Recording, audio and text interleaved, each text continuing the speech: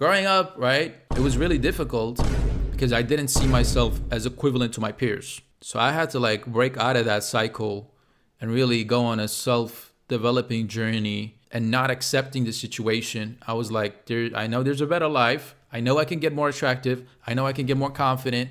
And I just really did put in the work, man. At the end of the day, I did put in the work, pushed through even though I was nervous. And it was like it was a journey. It didn't happen overnight. Again, a lot of it is age. It comes with age. I'm 27 now. But like all the way up to 21, 20, I was like, those were horrible times. But moral of story is I'm not saying this to like glaze myself. I'm saying this because if you're in the same situation, right? If you're a kid right now who's between the ages of 16 to 21, and you're like, damn, bro, I'm not confident. I don't get girls. I don't get pussy. I can't hold conversations so well. I get nervous. It gets better, all right? It gets better if you're willing to put in the work. You can do it. You can evolve. And like there's better days ahead of you as long as you don't give up and as long as like you have that self-belief. The most overlooked aspect of all this is actually being out there in the world in scenarios where you can even meet people in the first place. Yeah, of course. And just like in general, being out in the world. Like, think about this, chat. I used to be nervous even going up to the counter, right? If I was at the store and I was gonna buy like chocolate or like an item, I would literally get nervous. Why? Because I hadn't been in that situation before. Like going up to the clerk or the counter and talking to the employee and be like, hey, I want this. Like that was a strange social interaction. Like people take social skills for granted. Like we take it for granted. But if you're not somebody who's been out in the world, who's interacted with people, who have been in situations, especially early age is crucial that you're exposed to all of these situations. That's why I think it's so important for parents to actually let their kids do stuff. Let your kid go and buy items when they're young, 11, 10, 9, so they can start developing these skills early. Because what happens if you don't is you're going to be 20 years old and you're going to be scared. You're going to be socially anxious to even go up to the fucking store employee and like ask for a product or stuff like people take this for granted. But if you grew up like me, socially anxious and did not have that much experience, then it's a scary thing to do. But again, I outworked that. I did put myself in enough social situations, and I think a lot of it was also like taking steps to ensure that you force yourself in those situations. If I had just stayed at home and lived with my parents until I was 30, I would have never became the person that I was. I made some decisions in my life that really drastically changed the type of person I would become. One of them was moving out. When you move out, you basically put a lot of responsibility on yourself and you force yourself to grow. Now you have to maintain bills. You have to make calls that are uncomfortable. You have to clean your own clothes. You have to make your own food. You have to do all of these things. And these responsibilities, they might be scary at first, but that's what that actually grows you, chat. So moving out of your parents' house was one of them. Getting a girlfriend, that's a responsibility and it's nervous, but you learn a lot. You learn how to be around a girl. You get more comfortable around a girl. She takes you places. You guys might go to a city together. So you see, like I went to places that I would have never went to if I was single. Having a girlfriend made me go and visit places and be in situations that I would not have been otherwise, right? So that's why I always say like getting a girlfriend is such a character development moment, right? And moving out is such a character development moment. And there's other moments like that in life. You have to cross those milestones to actually develop as a person. Because if you're just stuck in your room and you live it with your parents and no girlfriend, no apartment, no nothing, you're stunting your own growth. So even if it's scary, go get that fucking apartment. Move out of your parents' place, bro. Move out of your parents' place, get that apartment, start living on your own, accept responsibility. Don't be scared of responsibility. Just move out, and it's going to be scary at first, but trust me, you will handle it. When life forces you to handle situations, when it's do or die, you always step up to the occasion, and you do it anyway. Everything in your life that you were scared of, that you thought you couldn't do, you overcame. To this day, right? To this day. So, when life puts you in situations where you're like, fuck, somehow, some way, you always push through. How do you feel about being a role model or celebrity? Some people, I definitely don't see myself as a celebrity. Role model, sure, I can be a role model. I mean, if like people, young kids, 16 to 19, look at me and like, okay, he went through the same shit that I am going through, then and they get some motivation from that, then sure. Do you get nervous now? It's something like going to the counter. Did you ever think if you might have autism or something? No, not autism. I was just very inexperienced as a kid, and I had parents who didn't instill confidence. Chat. Your parents, as their main mission as a parent is to make confident children, confident and capable children. My parents are Middle Eastern. They and their parents come from a culture that was also toxic, so they didn't have the best upbringing. So in our family, there was no such thing as, "You're so handsome, my son. I'm so proud of you. You did such a good job. Thank you." There was no, "I'm sorry. I'm sorry I did that to you." There was no apologies. There was no nothing. It wasn't a good environment to raise a strong, confident kid in. So growing up, I was always less confident in my ability, and my self-esteem was low to my peers. Everybody else had higher self-esteem than me. And that was mainly because of my upbringing in that household, right? Middle Eastern and Asian parents, intergenerational trauma. Yes, exactly. And that's what it was, because they had shit childhoods. My parents' parents were, they weren't educated. They didn't give them the best childhood. So they only did what they knew, right? And it is what it is, chat. I'm not going to be out here be mad about it like, "Fuck, man, my childhood was so bad because of my..." Like, it is what it is. They didn't know any better. It's their first time living too. What can you do about it? You can just, look at the future and hope for better, right? So now at 27, I kind of had to dig myself out of that. I have to work on myself to undo a lot of the damage that my parents did to my self-confidence and my self-esteem. And I did that by moving out, for example. I was no longer under the roof. I had more responsibilities. I could be in social situations. So, your brain learns. Your brain learns after a while. I started going out to bars. I started having friends. I started going to parties and drinking. All of this shit that you do as a youngin will, it's character development, chat. Was it the same with your siblings too? Yes, exact same with all my siblings. I think growing up, me and all of my other siblings had shit confidence. Our parents did not instill capable, young, confident men who were ready to go out in the world and conquer, chat. You said years from 16 to 21. I know people that are a lot older having these issues. So those 16, 21 should not be worried. You have a long life in front of you. Yeah, exactly. And I'm happy I got out of it, when I did, because it could have been worse. I could have stayed until I was 30 years old and just scared and sitting in my corner and scared of the world. But instead, I took that leap of faith. And I'm so grateful that I did that, and that old Hal did have the balls to go on those dates, did have the balls to go on those go to those parties and drink, even though his parents probably didn't like that, and they were Middle Eastern and they were Muslim and they probably wouldn't approve. But chat, you can't always follow the rules, man. You have to be your own person, man. Fuck all that. If I had just followed what I thought my parents wanted me to do, I would have never fucking developed anything. At some point, you gotta grow up and you gotta detach from your parents. You're no longer a kid, Chad. You have to become your own adult man. And part of that is moving out. For me personally, talking to girls has always been easy, but after so many years watching you talking to some of them still takes a smile out of me. I just like the adrenaline talking to someone new. Yeah, I love talking to new people. I used to think I was an introvert, Chad. So I actually have this story to tell you guys. So growing up, I always thought I was an introvert, right? I used to go around thinking, "Oh, I'm just an introvert. That's why I have..." But I wasn't. It was just because I had low confidence and bad self-esteem, right? So one day I was at a bar with a friend, and this was in high school. And I was at the bar, and we were all hanging out, and we were talking, and I was cracking some jokes and making some people laugh. And then I don't really know how it came up, but I just said "Oh, I'm an introvert," right? We started talking about introvert and extrovert, and I just said I was an introvert. And then my friend Lucas looked at me. He's like, "Bro, you're not an introvert. You literally talk and yap to everybody that's new. You approach people and you talk to people, and you're always yapping, and you're like..."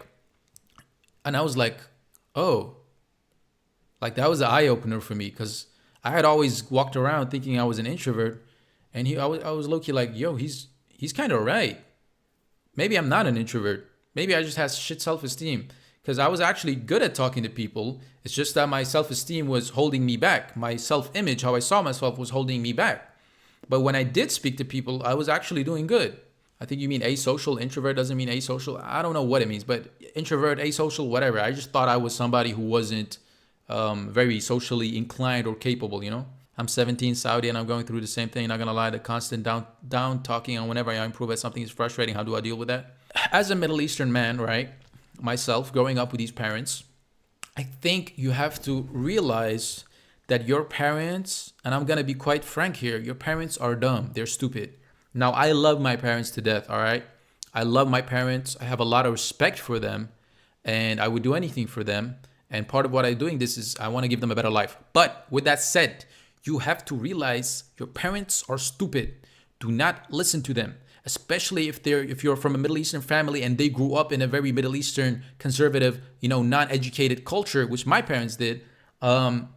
They don't know a lot of things. Like growing up, I always felt like I was smarter than my parents because they didn't grow up in Sweden. They didn't have the privilege to grow up in Sweden. I got to see a completely new world. I had the internet. I got the privilege to grow up in Sweden, where like they have different values. There are a lot more like prioritizing education and like being open to different cultures and like just overall, right, chat? So you have to realize you can't take what your parents say too seriously. Like I think when I was 15, 16, 17, I learned that the best way to approach my parents was to just nod. They would tell me to do things and I would say, yes, mom, yes, dad. And internally, I was not acknowledging anything of that. I realized nodding and saying yes was the fastest, best way to get this interaction over with, and I could move on and live my life. I would not try and argue with them. I would not try and convince them because I realized they are 60 years old. They have grown up in the Middle East, Iraq. There's no way I will be able to change their worldview and opinions. So I'm just going to nod and agree and say yes, and then just go live my own life and still do what I want to do. Right? So if that's you right now, if you're dealing with parents who are kind of stuck in the Middle Ages mindset, right? And they're telling you to do all these things that you don't want to do, right? Just fucking nod, say yes, and continue doing what you want to do. Do not try to convince them. Do not try to argue. I realized very early that's pointless. There's no point. They're already stuck. They're like, when you're 60, there's no way you're changing your worldview. There's just no way. And, try to put up with it until you're old enough to move out. That's what I did. I moved out at 20? I think I moved out at 20 because I was like, finally, I have the money. I made enough money from YouTube to move out. And it's the best thing I ever did because I no longer had to deal with that. I no longer had to deal with them telling me what to do, even though it was stupid. And I just thought it was ignorant. And, it was Middle Ages worldview or whatever. Again, I love my parents. They're just not the most educated people. And it's as simple as that. What do I do if my parents say they want to move with me when I turn 18? What do you mean move with you? Like move with you into your apartment? You say, hell no. Did you build your personality after moving out, or is that something you had before? No, I think a lot of my personality definitely came after moving out. Because I finally got more freedom to be myself. I could invite girls over to my place. I could invite friends over. I just overall had a lot more freedom and a lot more responsibility at the same time. Because now my parents were not cooking for me. They were not taking care of me the same way when I was moving, like living at home. But that was a good thing. Having responsibility makes you grow, chat, even though it might be scary. How'd you move out? So I basically made like $100,000 like off of a YouTube channel. I was working a regular day job, and then on the side I was doing YouTube, and then the YouTube started making hella money and sustained myself for like several years to come. So I got lucky in that sense. Very young, made $100,000, moved out. In the Middle East and the Balkans, the average age for moving out is around 25, 35 years old with timing often depending. Yeah, I mean, I did get lucky in that sense. Like, I always put my foot down. My mom and dad would try to argue with me, but I did put my foot down. I was like, no, this is the way I'm doing it. And if you don't like it, then, that's your problem. But at the same time, they were understanding. They didn't try to fucking force me to marry. They didn't try to force me to go study when I said I didn't want to, even though they continued asking for like 1,000 times. They would ask me, go study, go study, go study, go study. And I was like, no. Were you nervous moving out? Yeah, I was. But, 2-3 weeks in, I was like, shit, this is chill as fuck. I've been thinking of getting into content creation, but I'm currently struggling to find a niche. How'd you find yours? Yeah, finding a niche and getting started is actually the hardest part. For me, it was a matter of urgency, right? So I got evicted from my apartment and I felt like I didn't have time to think. It was time to do. Because like for 3 years, I had been living in my apartment and I was just thinking like, what am I going to do with my life? What am I going to do for my life? And for like 3 years, I lived like that. I literally did nothing. I was just sustaining myself from the money that I had from before. And then one day I got evicted. And this is what I mean. Like when life gives you lemons, chat, you can make lemonade. And so I got evicted and I felt this pressure that I didn't have before to actually start doing something. I was like, damn, I'm going to get evicted. I need money. I like, should I go work? Should I start doing content? So, and then, somehow, some way I saw my brother doing Omegle content around that time. He was posting Omegle videos. And instead of overthinking it, I just went and did it, bro. I was like, fuck it. I don't have time to think. I'm just going to post. So I started doing Omegle videos because I saw my brother doing Omegle videos. And then, here we are today, 3 years later, chat. Do you think when you're older, if it'll get weird doing Omegle like in your... Bro, I'm definitely not going to be doing Omegle when I'm 40. That's for sure.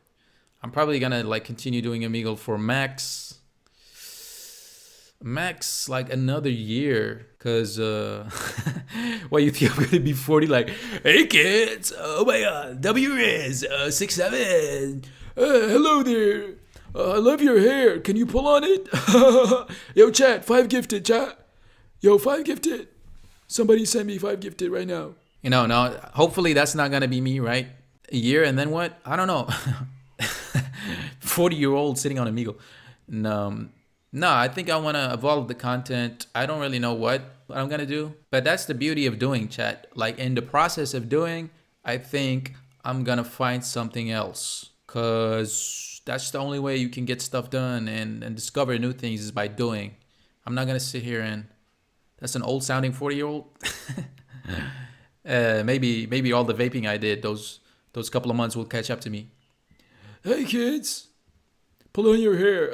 5 gifted, chat. Or change the content. Yeah. But I think it's going to be a gradual thing. You can't just do a 180, boom, I'm going to become surfer now. Surfer content. That's not going to work either. So it's going to have to be a gradual thing where I kind of discover where I'm going to take this boat. And then, some people are going to jump off the boat, probably. But maybe in the process of that, new people will discover me and, fuck with the new thing that I'm doing. And, at the end of the day, you just have to stay true to yourself, what you like doing. And that's all that matters. I mean, you guys see KSI, what KSI is doing? He's leaving the side, man, to do Mr. Beast content that he thinks will get 100 billion views. Like, why? Why would you possibly do that, bro? You have infinite money. You're making content with your best friends. You're living this best life, but you're going to throw all of that away so you can have more views than Mr. Beast. That's like the most brain dead fucking decision you could possibly make. You're going to start making this content that you don't even enjoy just so you can get more views. For what, bro? You already have infinite money. That's so fucking brain dead to me. What? Where did you hear that about KSI? It's all over the internet. It's just become like big news. He left the side, man, because he wants to outcompete Speed and Mr. Beast. So he's starting to do this fucking brain rot content that 12-year-olds watch on shorts so he can get like a bunch of views. What can you say about the problem with communicating with people one-on-one, not even with girls specifically, but with everyone in general? I feel much more comfortable at groups. I actually can relate to this because I felt the same way. Like for the longest time, I was like, oh my God, one-on-one is so much more difficult. Why is group so much easier? You know why? It's because when you're 3 people, the tension, the responsibility of carrying the conversation is not just on you. You're sharing it between 3 people. So when you're silent, somebody else can take over. When it's one-on-one, it's just on you. If you're silent, the conversation is like, boom, gone, silence. But when it's a group, you don't feel that same level of pressure of speaking. Were you ever religious? And if so, how did you make peace? I know you're an ex now, but it's really hard to ever completely let go of the conditioning if you were ever religious. Okay, I can talk a little bit about that. So I grew up in Iraq. I was 5 years old when we moved to Sweden. So luckily for me, I was a very young child when we moved to Sweden. So like the indoctrination of the Middle West and Islam and all of that didn't really happen to me as much as it happened to my older siblings, right? Because they actually went to school in Iraq. They actually read the Quran and they had more time spent around that Middle Eastern culture. So it affected them a lot more than it did me. And me personally, I'm happy that I was young when I moved to Sweden because I feel like I got to grow up with, the Swedish values, which I obviously think is a good thing because I love Sweden and I love how open they are and just like overall the treatment towards kids and other people is just a lot more healthy to what I consider is important, like values and morals that adults should have, right? Not everybody might agree with me. Some people be like, it's fucking degenerate, whatever. That's like besides the point. I'm talking about me specifically. So I was very young. So, but even then, I was still growing up in a Middle Eastern family. So I was definitely feeling the pressures of a typical Middle Eastern family, like sex. Sex was very taboo. You don't talk about sex, So jerking off, any stuff like this was haram, and you're not supposed to do it. And so growing up, when I was 12, 13, and you start developing and, you start getting a little bit horny, you're like, when I beat my meat, I used to feel so bad, bro. I was 12 years old. I used to beat my meat. I was like, fuck, but I'm going to hell. I'm going to hell. Because I actually thought like that was a real thing. Obviously, I don't know because I don't believe in God. But when I was 12, it was horrible, bro. I was like, fuck, I'm beating my meat and I'm going to hell. So I used to feel really, really, really bad about it. And even like when I was 14, 15, I still felt bad about it. But then like growing up, I just dropped it. I don't know, somewhere along the line, I guess I dropped it and I stopped feeling bad. And, I dropped all of that programming that was programmed into me to be like shameful about sex and masturbation and all of that. Like, you can have your opinions on masturbation. Obviously, like excessive masturbation is not good, but that's another discussion. It has nothing to do with religion or morals or anything like that. That's like dopamine and like the biology and stuff like that, psychology behind it. But yeah, I think as a 12-year-old who's just discovering his body and you're taught that beating your meat is going to send you to hell, that's probably not good, bro. You're fucking 12. It's a natural thing to do. Your body is developing. Your hormones are coming in. You're probably going to beat your meat like every other fucking individual man has done on the planet Earth. And then somebody's telling you that you're going to burn in hell for this. Like, how do you think that affects a 12-year-old's mind when he hears that, right? So I think that did like kind of fuck me up a little bit. But luckily I dropped that very early on. Yes, I came to the same conclusion, but what can I do about it? The problem is that I'm really uninteresting to talk to. It's not even a question of confidence or insecurity. It's just subjective. No, I think the problem there is that you think you being uninteresting is an objective fact. There are very few things in this world that is an objective fact, my friend. And I would argue that something like personality and your identity is definitely not objective. Your identity and your personality is fluid. You change. You're not the same person you are now from when you were 9 years old. So even if you think you're uninteresting now, you cannot say that is objectively true for all time. That's a false statement, and it's probably holding you back more so than anything else, right? So chat, I'm going to leave you guys with one nugget of truth, and then we're going to end the stream. So here's the nugget of truth. In this world, there are very few things that are objective. Your perception of the world is how you will experience the world, okay?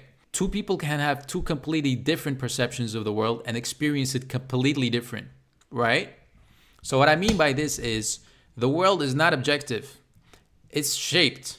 It's shaped about how you see yourself, and it's shaped about what you think is true about the world. If you think the world is an unfair, ugly place that will treat you bad and there is no way you can win, guess what? That's going to become your reality, because your mind shapes your reality. Based on what you believe to be true shapes your reality and how you perceive things. It literally does, because your brain is a filter machine. What you believe is what your brain will filter for. If you think you're chopped, ugly, non-confident, nobody likes you, everybody looks at you funny when you go out, guess what? That is what your brain is going to pick up, because it wants to validate what you already believe. Now, if you do the opposite, if you think the world is a fun, a place where you can thrive and you will get everything that you want, and I'm not speaking in a Delulu way, but I'm saying you have confidence and you have in your ability to get things done and get the things that you want, then that's going to also become true for you. So there is no objective reality. There's only your subjective experience over reality. Does that make sense? I hope that made sense to you guys, because when I realized that Hilarping Kui Gun Jin, I'm not saying anything new here. I'm not saying I'm fucking revolutionary philosopher, chat. This is probably a very already established philosophy. It's actually very established. I'm not saying anything new. You guys can look it up. You can read more about it on ChatGPT or whatever. I actually recommend you guys sit down with ChatGPT and just learn things. It can be a fun way to do it. So I don't know who Qui-Gon Jinn is. Maybe he's some fucking legendary philosopher who said this 1,000 years ago. But I can tell you, I am not the first person to have this thought. There's probably some Qui-Gon Jinn LARPing hell. Exactly. He copy-pasted me, chat. I was the first one and he took my philosophy. No, but on some real shit, there's probably some philosophers who said this very same thing I'm saying 1,000 years ago. It's not a very unique conclusion to come up with, but I believe it to be true. I 100% believe it to be true based on what I know about the human brain, based on what I know about evolution, based on what I know about psychology, based on what I know about just how humans work in general. I believe this to be true.